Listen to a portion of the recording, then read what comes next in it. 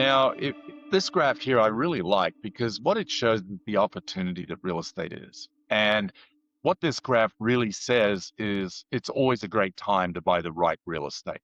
Now, the green line you see on here is what we call the trend line, and it represents the average annual appreciation in residential real estate that has occurred historically in this country. And by the way, that rate is 4%. Now, you can see all through the 90s, the market was following that trend line. It wasn't until 2001 where we bumped above it. And by the time we hit 2006, we were actually 21% above the trend line. Now, it could be argued that real estate was overpriced in 2006, and arguably it was. Why? Because demand outstripped supply. And in fact, it was because of the subprime lending debacle that anybody who could plug America get a loan and everybody became an investor. Now, then, of course, we had the Great Recession and we saw values drop precipitously down to a low in 2011. And then it started to appreciate again. And actually, it was following that trend line until we got to 2021, where all of a sudden from 2020 to 2021, we had a dramatic appreciation in the market, again, supply and demand based. And oh, by the way, we ended last year at just 9% above where we should be based on this trend of 4% appreciation per year. Now, how many of you wished you'd actually bought more houses in 2006 that you still own? See, I would argue that even though you overpaid, perhaps, if you hung on to that property, even only till 2015, you still got all your money back.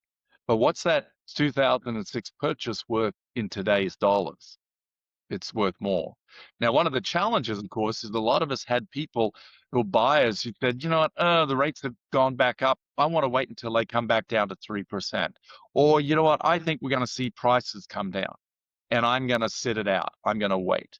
The challenge with that type of thinking is those people have missed all of this appreciation. So again, what this says is it's always a great time to get in to the right piece of real estate and then hang on to it.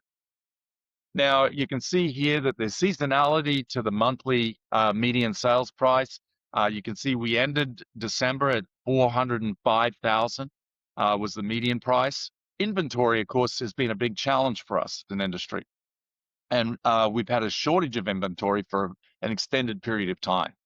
Now, we basically said that a 6-month supply of inventory would be what we would consider a balanced market. I would argue that that's more of a band rather than a hard line. To me, it's 5 to 7 months of inventory would be considered a balanced market. Anything less than 5 months is the seller's market. Anything more than 7 months is absolutely a buyer's market. And you know, by that definition, you can see that we've basically been in a seller's market since 2012. Now, one of the reasons that we've had this market with low inventory is because during the Great Recession, we saw a lot of builders go out of business or dramatically reduce the amount of inventory that they were going to build. And consequently, depending on which economist you listen to, we have a deficit of housing in the vicinity of 3,000 to 5,000 homes, single family homes. Now, ideally, the builders would just go and build more product that could make up for that shortfall. However, they're not doing that. And consequently, we've seen this continued low levels of inventory, right? And you can see here on a monthly basis, we're still down there in seller market territory. And again, to the point here, new construction, ideally, they should be building 1 million homes a year in order to house our population. And in order to make up for that shortfall, they need to be building way more than that. And you can see that for the most part, they're not. In fact, they're not even building 1 million a year. Now, they're certainly not through 2025. Thanks so much for watching. Please subscribe and join us as we continue to build careers worth having, businesses worth owning, and lives worth living.